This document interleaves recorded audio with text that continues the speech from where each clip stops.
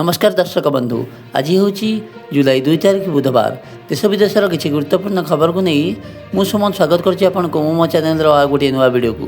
यदि चैनल को नुआ आछंती चैनल को सब्सक्राइब करी पाखर थिया बेल आइकन को दबाई ऑल बटन पर क्लिक कर दिंतु। ये नुआ नुआ वीडियो अपडेट प्रथम पाइबापी। तो चलतु खबर पर नजर पकाइबा। राशन कार्ड को नहीं आज खबर सरला EKYC अवधि 3 मास उठी पारिबनी चाउल। 3 मास भितर EKYC न कले कटिज राशन कार्ड। अयोग्य हिताधिकारी को खोजा लगी राज्य सरकार EKYC जांच करने लगी निष्पत्ति नहीं। प्रक्रियार अवधि आज शेष होती। समय भितर जो मैंने EKYC करना से आसंता 3 मास आउ चाउल उठाई पारे ना। अर्थात जुलाई मासरू चाउल उठाण बंद हो। तेबे कार्ड को सचल करने को चाहूँगा हिताधिकारी को EKYC लगी राज्य सरकार आउ 3 मास महलत देथिबा सूचना देइछन्ती जोगाण मंत्री कृष्णचंद्र पात्र। नुआ सरकार आसिबा परे भूत कार्डधारी को धरिबा लगी EKYC प्रक्रिया आरंभ करथिले। एहा भितरे 5 रु अधिक समय सरकार अवधि को बढ़ाइथिले। ओडिशा रे उद्भव राज्य और केंद्र सरकार को खाद्य सुरक्षा योजना रे 3,36,35,000 हिताधिकारी को रहिछन्ती। नुआ सरकार आसिबा परे आउ 6 लाख नुआ कार्ड दिया जाइछि। आज अवधि शेष होगा परे विभिन्न समस्या पई EKYC करनथिबा हिताधिकारी एबे चिंतारे। मंत्री कहिसंती जे वर्तमान सुधा 20,58,000 हिताधिकारी निजर EKYC करनाहांती। तेणु सेमानक राशन कार्ड सस्पेंड रहिबो। कार्ड सस्पेंड रहिले चाउल उठाइथिबा हिताधिकारी भूत ना योग्य ता धरा पड़िबा सह 3 मास भितर EKYC न कले कार्ड संपूर्ण भाव बंद होइजिबो। परवर्ती खबर अनिर्दिष्ट काल छुट्टी रे गले 8 जिलार OAS और ORS ऑफिसर। अनिर्दिष्ट काल छुट्टी रे गले 8 जिलार OAS और ORS ऑफिसर। कटक, जगतसिंहपुर, भद्रक, रायगढ़, देवगढ़ जिला, सुवर्णपुर, बालेश्वर और गंजाम जिले में भी समूह छुट्टी रे गले। BMC ऑफिसर को अटैक घटना प्रतिवाद रे छुट्टी रे गले दृष्टांतमूलक कार्यानुष्ठान न होवा जाए छुट्टी रे रहिबे। BMC अतिरिक्त कमिशनर रत्नाकर साहू को ऑफिस भीतर घोषाड़ी आनी माड़ मारिबा घटना रे मंगलवार बीजेपी रु 5 जन को निलंबन कराइछि। जून 30 तारिख दिन भुवनेश्वर महानगर निगम कार्यालय रे हिंसाकांड रे संपृक्ति अभियोग आधार रे कॉर्पोरेटर अपरूप नारायण, रश्मि रंजन महापात्र, देवाशीष प्रधान, शशिकांत स्वाई और संजीव मिश्र को प्राथमिक सदस्य पदरु राज्य सभापति श्री मनमोहन सामंत निलंबन करिसेंती। सूचना अनुसार सोमवार BMC अतिरिक्त कमिशनर को किसी दुर्बृत्त माड़ मारिबा सह आक्रमण करथिले। एही अभियुक्त माने बीजेपी नेता जगन्नाथ प्रधान समर्थक बोली अभियोग होइतिला। ए संपर्क में जगन्नाथ कहते जे मु अभियुक्तों मध्य जड़े कि 2 जन को जानी। माड़ मारिबा घटना रे प्रतिक्रिया रखिछन्ती बीजेपी नेता जगन्नाथ प्रधान। गणमाध्यम रे सब सत कहते से कहते मते BMC अतिरिक्त कमिशनर रत्नाकर साहू खराब व्यवहार करथिले। जड़े स्वच्छ साथी भौणी को दुर्व्यवहार नहीं फोन करी। 34 नंबर वार्डर स्वच्छ साथी भौणी को जाति नहीं आक्षेप करने सहित चाकरी बाहर करने को धमकाई। मु पचारू मते तमे किए कहीं पचारछ कही खराब व्यवहार करते बोली से कहते। परवर्ती खबर 7 घंटा ड्यूटी बाध्यतामूलक। प्रिंसिपाल, शिक्षक, अणशिक्षक कर्मचारी को उच्चशिक्षा विभाग कड़ा निर्देश। ओडिशा सरकार उच्चशिक्षा विभाग राज्यर समस्त सरकारी और सरकारी सहायता प्राप्त महाविद्यालय प्रिंसिपाल तथा शिक्षक और अणशिक्षक कर्मचारी मानक 7 घंटिया कर्तव्य नियम को कड़ाकड़ी मानने को निर्देश देइछि। ए संपर्क में आंचलिक शिक्षा निर्देशक सोमवार राज्यर समस्त महाविद्यालय प्रिंसिपाल को एक चिठी लिखिछन्ती। चिठी रे उल्लेख कराइछि जे 7 घंटिया कर्तव्य नियम उल्लंघन रे अनेक घटना सामना को आसीछि। यह सबू महाविद्यालय शिक्षक और अणशिक्षक कर्मचारी बाध्यतामूलक बायोमेट्रिक हाजिरा व्यवस्था रे मध्य अनियमितता देखा देखाई। आंचलिक शिक्षा निर्देशक उल्लेख करछन जे केतेक प्रिंसिपाल निजे नियम उल्लंघन करछन्ती किंतु अन्य कर्मचारी समान कार्य पई कड़ा मनोभाव ग्रहण करछन्ती। चिठी अनुसार केतेक प्रिंसिपाल और कर्मचारी उपयुक्त कर्तृपक्ष सूचना न देई महाविद्यालय अनुपस्थित रहुछन्ती। आंचलिक शिक्षा निर्देशक प्रिंसिपाल मानकु एही नियम मानिबा सहित अन्य कर्मचारी मानकु ए दिगरे मार्गदर्शन करने को निर्देश देइछन्ती। एही पदक्षेप महाविद्यालय गुड़िकर श्रृंखला और दायित्वबोध वृद्धि करने लक्ष्य रे निया जाइछि। परवर्ती खबर आसंता 5 तारिख पर्यंत राज्य में प्रबल वर्षा संभावना। लघुचाप प्रभाव में घड़घड़ी सह प्रबल अति प्रबल वर्षा संभावना।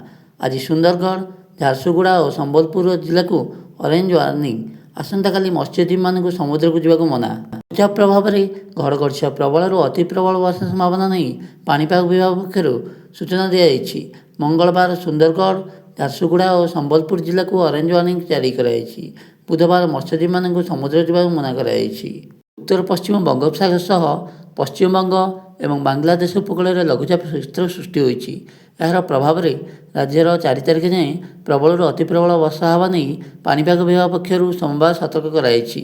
ଅତି ପ୍ରବଳ ବର୍ଷା ପାଇଁ ସୁନ୍ଦରଗଡ଼, ଝାରସୁଗୁଡ଼ା ଏବଂ ସମ୍ବଲପୁରର ଏହି 3 ଜିଲ୍ଲାକୁ ଅରେଞ୍ଜ ୱାର୍ଣ୍ଣିଂ କରାଯାଇଥିଲା। ପ୍ରବଳ ବର୍ଷା ନେଇ ମୟୂରଭଞ୍ଜ, କେଉଁଝର, ବରଗଡ଼, ସୁବର୍ଣ୍ଣପୁର, ଅନୁଗୁଳ ଏବଂ ଦେବଗଡ଼ ଏହି 6 ଜିଲ୍ଲାକୁ ୟେଲୋ ୱାର୍ଣ୍ଣିଂ ଜାରି ମଧ୍ୟ କରାଯାଇଛି। ପରବର୍ତ୍ତୀ ଖବର ଆରମ୍ଭ ହେଲା ରେଲ୍ ୱାନ୍ ଆପ୍। ଏଣିକି ଟିକେଟ୍ ବୁକିଂ ଠାରୁ ନେଇ ଟ୍ରେନ୍ରେ ଖାଦ୍ୟ ଅର୍ଡ଼ର ପର୍ଯ୍ୟନ୍ତ ମଧ୍ୟ ସବୁ ସୁବିଧା ଏଥିରେ ମିଳିବ। ରେଲୱେ ଟିକେଟ୍ ବୁକିଂ କରିବା ଠାରୁ ଆରମ୍ଭ କରି ଟ୍ରେନ୍ରେ ଖାଦ୍ୟ ଅର୍ଡ଼ର କରିବା ଯାଏଁ ଆପଣଙ୍କର ଆଉ ଅନେକ ଆପ୍ର ଆବଶ୍ୟକ ପଡ଼ିବ ନାହିଁ। IRCTCର ନିଜର ନୂଆ ସୁପର ଆପ୍ ରେଲ୍ ୱାନ୍ ଆନୁଷ୍ଠାନିକ ଭାବେ 1 ଜୁଲାଇରେ ଲଞ୍ଚ କରିଛି, ଯାହା ଯାତ୍ରୀଙ୍କ ପାଇଁ ରେଳ ଯାତ୍ରା ସହ ଜଡ଼ିତ ସବୁ ଡିଜିଟାଲ ସେବା ଗୋଟିଏ ପ୍ଲାଟଫର୍ମକୁ ଆଣିଛି। ଏହି ଆପ୍ ଏବେ ଗୁଗଲ ପ୍ଲେ ଷ୍ଟୋରରେ ଓ ଆପଲ୍ ପ୍ଲେ ଷ୍ଟୋରରେ ମଧ୍ୟ ଉପଲବ୍ଧ ଅଛି।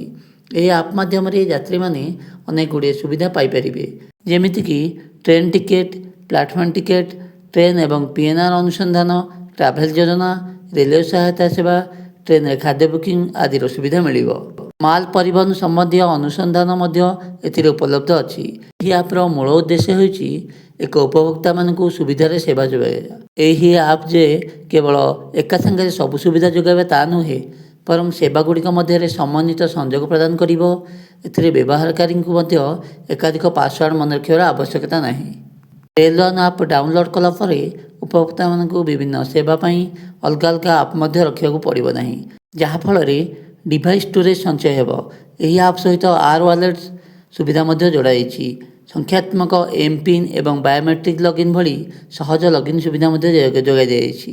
ପରବର୍ତ୍ତୀ ଖବର ଚାଷୀଙ୍କର ହେବ EKYC। ଧାନ କିଣାରେ ସ୍ୱଚ୍ଛତା ଆଣିବେ ସରକାର। ଏଥର ଧାନ କିଣାରେ ରେକର୍ଡ କରିଛନ୍ତି ସରକାର।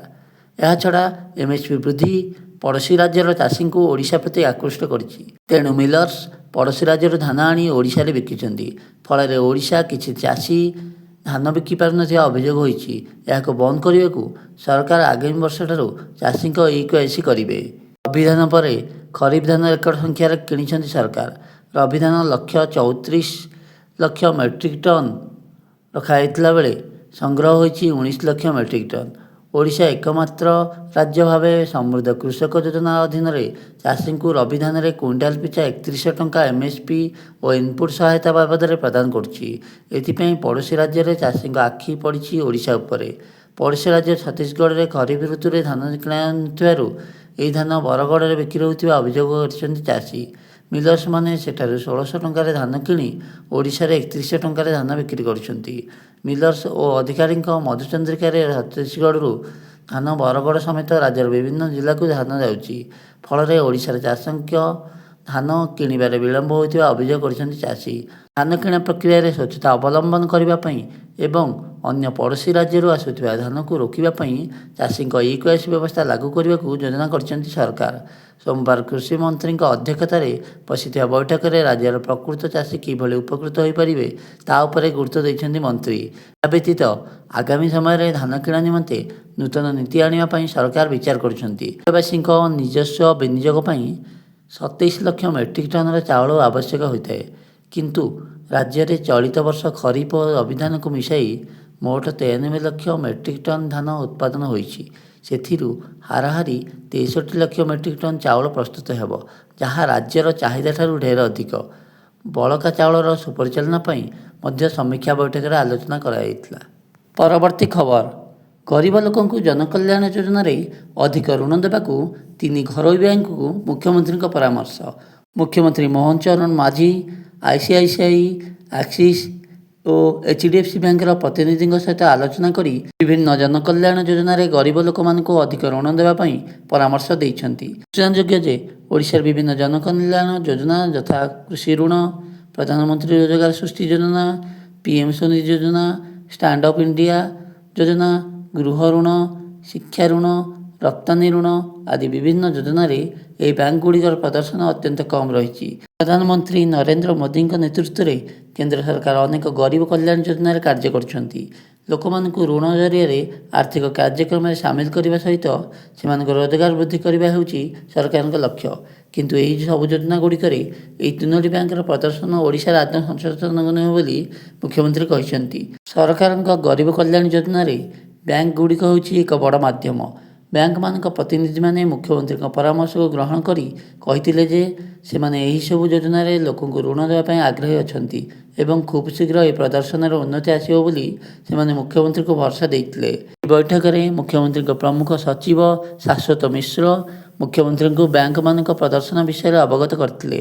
ବୈଠକରେ ଆକ୍ସିସ୍ ବ୍ୟାଙ୍କର ଏକ୍ଜିକ୍ୟୁଟିଭ ଡାଇରେକ୍ଟର ମୁନିଶ ସାରଦା, ସରକାରୀ business country head Anil Agarwal, east regional head Saurabh Datta, HDFC bank ପକ୍ଷରୁ country head Smita Bhagat, branch banking head east Sandeep Kumar, regional head Deepak Singh ଏବଂ ଆଇସିଆଇସି ବ୍ୟାଙ୍କ ପକ୍ଷରୁ business head Sumit Mehrotra, Odisha city business head Binod L ଏବଂ ରିଜିଓନାଲ ହେଡ୍ ଅମୀୟ ନାୟକ ପ୍ରମୁଖ ଯୋଗ ଦେଇଥିଲେ।